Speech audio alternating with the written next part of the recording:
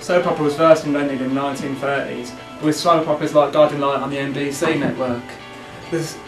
Had soap manufacturers such as Procter & Gamble, Lever Brothers and Colgate-Palmolive. It doesn't mean they were as squeaky clean as their sponsors, with tales such as the first out-of-wedlock baby, the saucy devil. You actually followed on from this whole soap opera on the radio thing from all British, raw version.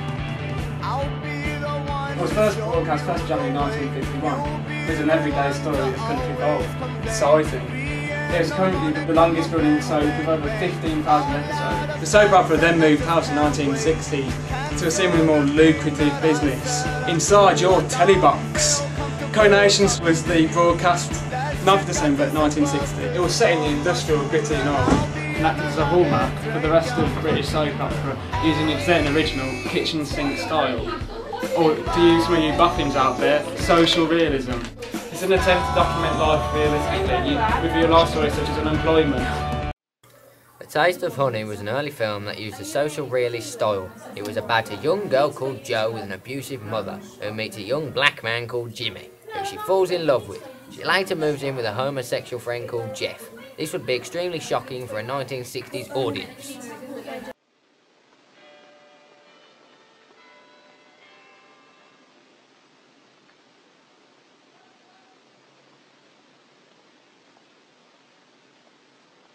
Look at that little boy over there.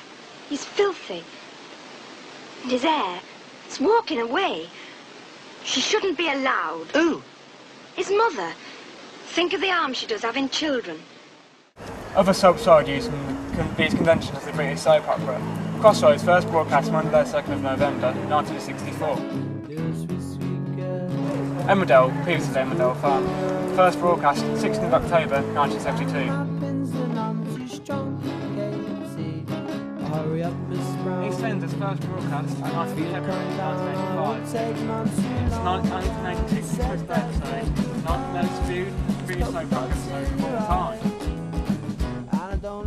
Brookside, first broadcast 2nd of November 1982. I know what you're thinking, these soaps ain't half popular. I wonder what makes them so popular. I wonder what conventions they use to set them apart from other television genres. So I know how much of a problem this can be to broadcasters.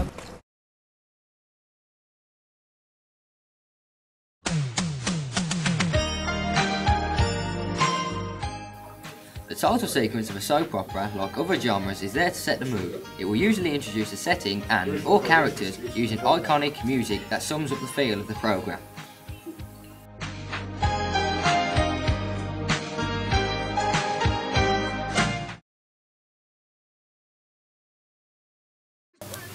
Typical camera shots and movements of the soap opera are those that put you in the midst of the goings about, such as medium to close-up shots. This shows emotion and body language. You're dead, Phil.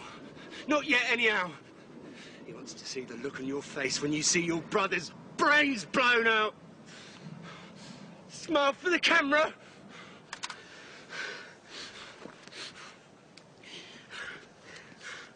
Sorry, Grant. Sorry.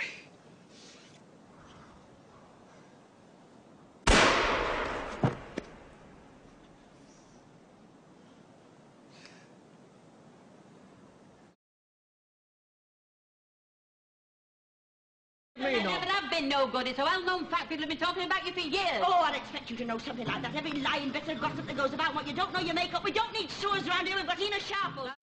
Two shots that include only two of the characters with a focus on them, and the over-the-shoulder shot that puts the audience right in the action. I did it because we needed the money, but I've only going to make things worse because I've lost my job. How have you lost it? I want you to promise you won't go after him. Who? Promise me, Billy, you won't go after Harman, because if you go after him like you went after that teacher, they'll throw away the key and the go after Harman. Talk and speech has a massive role in soap opera. It is used as narrative to sum up plot lines and to show relations between characters. Sunday and half it's been this morning, eh? Well, I'm glad the bother's all over. Perhaps we can settle down for a bit now. No, perhaps it's not all over. What do you mean? Well, one thing you all seem to have forgotten. Oh, what's that? Well, Vina didn't write that letter, and Annie didn't write it. Who the heck did? If I had written the flaming thing, it'd have had Ina Sharple's in big black letters at the bottom of it. Well, you know it. The characters, like the setting, are gritty and working class, set in a tight community. The producers of soap operas use stereotypes so that their character will easily relate to the audience. Really? Want to kiss and make friends then?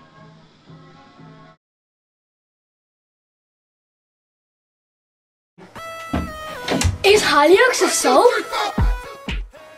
Some people argue that recent soap opera Hollyoaks on Channel 4 is more of a teenage drama than a soap. I don't think this is true. Hollyoaks just portrays different teenage views on social realism. It looks at relevant young people's lives in the 90s and the new century. What do you think?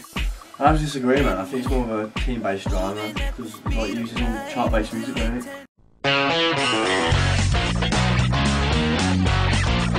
Which attracts a younger audience.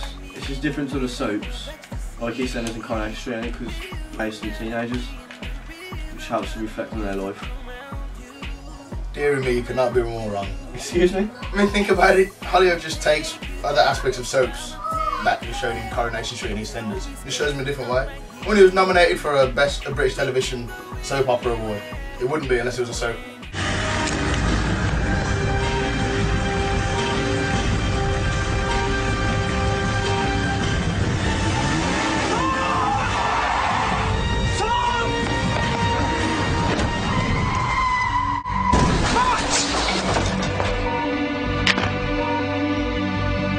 What we're saying then is Hollyoaks a soap? You say.